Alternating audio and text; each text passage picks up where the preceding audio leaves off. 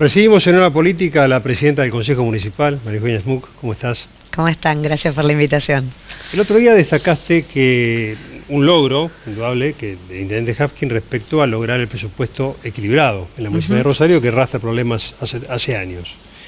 Ahora, ¿crees que eso se dimensiona frente a la enorme cantidad de problemas que tiene el rosarino, como la inseguridad, inflación, el humo?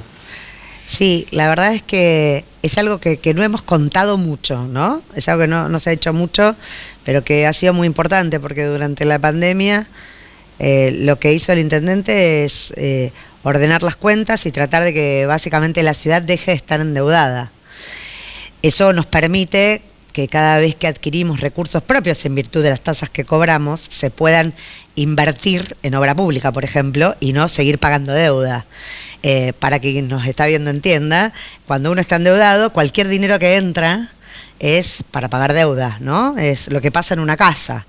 Que el intendente haya tomado la decisión, por ejemplo, de no contratar más personal del que hacía falta, de redistribuir el existente, de que hubo muchas jubilaciones. La pandemia hubo muchas jubilaciones también, y hubo mucha gente que se acogió a los beneficios de la jubilación incluso antes de lo que hubiera planificado, por razones obvias, porque el mundo estaba parado, porque tomaron esa decisión para no volver a trabajar presencialmente, y en lugar de reemplazarse a esa gente, lo que se hizo es se redistribuyó la gente que estaba sin funciones o con licencia después de la pandemia, lo que también permitió toda una reorganización de los recursos humanos de la municipalidad, que también te permite ahorrar dinero, claro, y eso poder invertirlo en obra pública, en luces LEDs, en los reacondicionamientos de las plazas que estamos por inaugurar ahora, varias en distintos distritos de la ciudad, en organizar eventos que nos permitan cooptar el espacio público, como dice el intendente, para que no nos gane el miedo, que es el mejor aliado de la gente que solo quiere que estemos encerrados y que tengamos miedo al delito, como la noche de las peatonales, como los juegos, y bueno, eso para mí ha sido muy importante, y que si bien Pablo lo ha contado poco, lo destacó el otro día en el discurso de apertura de sesiones, y me parece que está bueno remarcarlo. Por supuesto que faltan, vos decías, hay dos problemas, los más importantes de la ciudad son los que vos marcaste. O sea, para el vecino y la vecina uno recorre cualquier barrio de la ciudad, sea un barrio popular o sea un barrio de clase media, es la seguridad y la inflación. Porque el empleo en la ciudad ha crecido mucho. Hay, la verdad, altos índices de reactivación económica, por ejemplo, en lo que tiene que ver con el comercio, en la inversión industrial. Es decir, la gente está encontrando más trabajo, pero ese trabajo tiene un sueldo que no le alcanza. Claro. Y ese es el problema.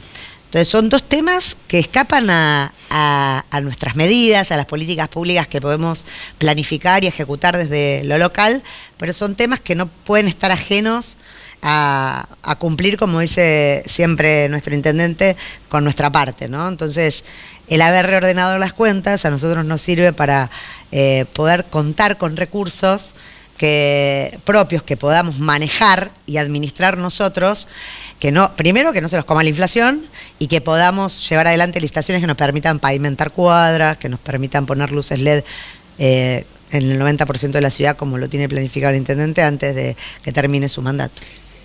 Que no lo hayan dicho cómo recibieron la municipalidad en materia financiera y económica, ¿responde a un compromiso político que asumieron ustedes con la gestión anterior, o responde básicamente a un trabajo primero de investigación o de auditoría?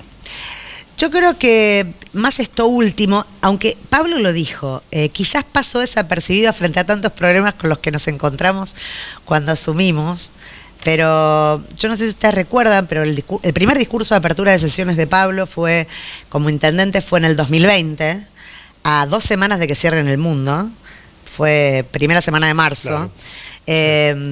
Y allí él planteó, me acuerdo sus palabras porque las charlamos mucho en su momento, de que él se encontró con la tormenta perfecta en términos financieros, ¿no? Deuda estructural, déficit, compromisos asumidos por todo su mandato sin que él haya tenido participación en esa definición. Quizás pasó desapercibido frente a tantos otros temas que Pablo tenía, digamos, la intención de plantear como compromiso de gobierno, y él se detuvo más en lo que pretendía hacer que en el diagnóstico que encontró. Pero esto último que vos decías también, ¿no? Porque hacía muy poco tiempo, hacía 2 meses y medio y todavía estábamos en periodo de diagnóstico. Y después, bueno, a los 20 días todo se complicó y bueno, tuvimos que atender esas urgencias, que la prioridad estaban puestas en la salud básicamente y en que los vecinos y vecinas de la ciudad puedan comer, ¿no? Pero Eugenia, bueno, ya contaste que la municipalidad está haciendo lo necesario en cuanto a urbanización, en cuanto a iluminación, apertura de barrios, todo lo que puede hacer desde su gestión. Ahora, te pregunto como ciudadana, vas a la noche a comer al bar de San Martín y San Lorenzo. Sí. ¿Caminarías a la 1 de la mañana sola por el centro? No, para nada. Yo no caminaría por ninguna parte sola a la 1 de la mañana. Si dijera lo contrario, le estaría mintiendo a la gente. Como aconsejo, como tengo un hijo de 17 años y yo a esa edad caminaba sola por toda la ciudad a las 3, 4 de la mañana, iba de bar en bar, como todos los que tuvimos adolescencia lo hicimos, y hoy lo llevo y lo traigo de todas partes. Hoy no se puede. Hoy no se puede.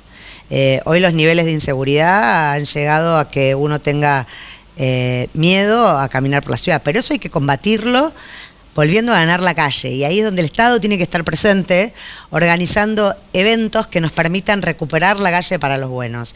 Y yo creo que todo lo que podamos hacer, porque ocupemos ese espacio público, en donde volvamos a organizar en los barrios eventos en la vereda, quizás con más organización y menos espontaneidad como la teníamos hace 30 años atrás, donde haya muchos barrios, no solo Pichincha, en donde uno pueda sentirse más seguro, porque hay mucha circulación de gente. Vos, mientras más circulación de gente hay, más seguro te sentís. O sea, vos te sentís inseguro y no querés caminar solo en un lugar donde no hay nadie en la calle. Lo que ha pasado, lamentablemente, con estos niveles de inseguridad, es que la gente sale mucho más temprano, se acuesta mucho más temprano y tiene miedo a salir de noche. Pero si nosotros logramos, a partir de políticas públicas que nos permitan recuperar ese hábito de encontrarnos, de que haya distintos espacios de la ciudad, que haya lugares abiertos. En el centro estamos haciendo eso. Que la Favorita abra en mayo significa también que haya distintos emprendimientos gastronómicos que puedan hacer que el centro, en vez de cerrar a las 6, como cierran algunos negocios, el mismo horario que tenían en pandemia, cierren mucho más tarde, como era antes de la pandemia, ¿no? Lo pregunté por eso, porque la gente, cuando habla del centro, de la peatonal, lo que sea, no, dice, después de las 6 no se puede circular. Es decir, es como que todo el mundo tiene ese temor de andar por, bueno, una zona que siempre estuvo llena de gente. Eso se resuelve no solamente reactivando los comercios, sino reactivando el rubro gastronómico. La Favorita va a tener mucho de eso. Hay un nuevo bar allí en el Rockefeller, bueno, que está ahí en calle San Martín.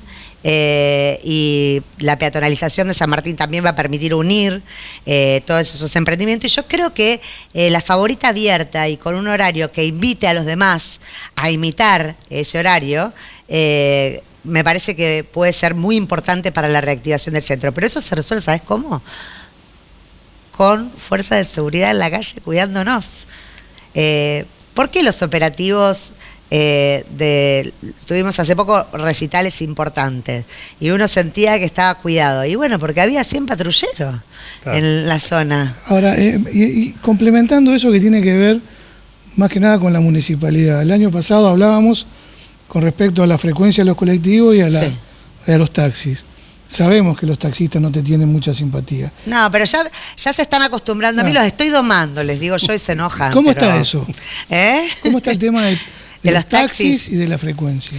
Mirá, por ejemplo, de las frecuencias de transporte yo te diría que estamos mejorando muchísimo, porque la incorporación de unidades ha sido vital, ¿no? En lo que va del año ya llevamos 40 unidades incorporadas y ahora, antes de que termine marzo, el intendente va a anunciar la incorporación efectiva de 17 más, o sea, 57 en total en el año.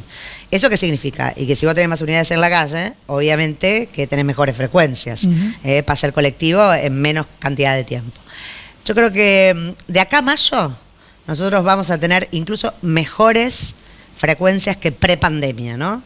Y la gente por lo menos lo está percibiendo, porque me pasa que camino por el centro, por un barrio de la ciudad, y me dice, bueno, no, lo que ha mejorado es el transporte y eso se nota, y ahora el colectivo sabemos cuándo llega y tiene mejor frecuencia que hace poco tiempo atrás, ¿no? Unos 5 o 6 meses atrás.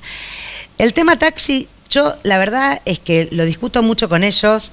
Yo siempre he sido muy favorable, a pesar de que he discutido con ellos sobre la calidad del servicio mucho tiempo, de que tiene que no solamente estar mejor monitoreado, sino que a la vez tiene que entender que para hacer un servicio público tiene que prestar un servicio de calidad. Yo creo que eso se va a mejorar. Está bien, me ganaron la pelea con Uber, ¿ok? Yo creo que Uber había que regularlo y que tenía que estar en la ciudad de Rosario regulado. ¿Qué significa? Yo había presentado un proyecto para que podamos habilitar servicios de este tipo y que tengan condiciones de seguridad, como le exigimos a los taxistas y a los remises. Me refiero a que sepamos quiénes son, que tengan que habilitar el servicio, que tengan que pagar un canon. Entonces me decían, y bueno, Uber así no iba a querer venir. Bueno, intentémoslo. Es una experiencia de regulación de un servicio que en el mundo está desregulado. Yo digo, acá no, porque nosotros necesitamos, en una ciudad como la nuestra, saber quién es el que conduce, que el Estado pueda regularlo, que el Estado le pueda cobrar y que tenga, por una cuestión de igualdad, las mismas condiciones para poder andar en la calle que un remi y que un taxi. Bueno, yo esa pelea la vengo perdiendo en el Consejo y con los taxistas. Listo, ok. Saquemos al servicio de transporte privado. Vayamos al sistema de transporte público. Regulemos las aplicaciones. Regulémosla. Digamos que para que un servicio público de taxi o de remis funcione en la ciudad, tiene la obligación de contar con una app. Hoy todos los vecinos y vecinas de la ciudad tienen celular. Y todos tienen apps. Y bajarse una app para el que usa taxi es una cosa común. Y da más seguridad. Y da más seguridad. Vos sabés por dónde está, quién es el conductor. Podés chequear cuáles son las referencias de otros usuarios sobre ese conductor. Podés pedir que sea mujer. A mí me pasa mucho con las chicas de G-Taxi. Yo pido mucho G-Taxi porque tengo hijos chicos. Y yo estoy más segura porque yo sé quiénes son las chicas. A veces hasta se bajan y me dicen, me mandan un mensaje, llegó bien, tu hijo, llegó bien tu hija. Digo, esa seguridad que te da y esa posibilidad que te da esta ciudad que tiene tanta cercanía, ¿por qué no aplicarla a todo el sistema? Claro, eso implica que no solamente están monitoreadas por el Estado, sino por el usuario. Y obviamente eso es lo que nos daría esa seguridad que vos planteás. Pero Eugenia, la última, muy cortita. Si Pablo salta a otra candidatura, ¿no? Dijiste que faltaba mucho la última vez que estuvimos. ¿Vas a ser candidata a intendenta? Esto es como el horizonte, ¿viste? Uno camina y cada vez se aleja más, como la utopía. Porque pasan tantas cosas difíciles en la ciudad. La ciudad está viviendo un momento tan complicado que te diría que tenemos todos los sentidos concentrados en que la ciudad, en los vecinos y vecinas de la ciudad vivan como merecen. Si eso implica tener otra responsabilidad, por supuesto que siempre voy a estar dispuesta. Muchas gracias. A vos. Seguimos en Hora Política con Carlos Del Frade.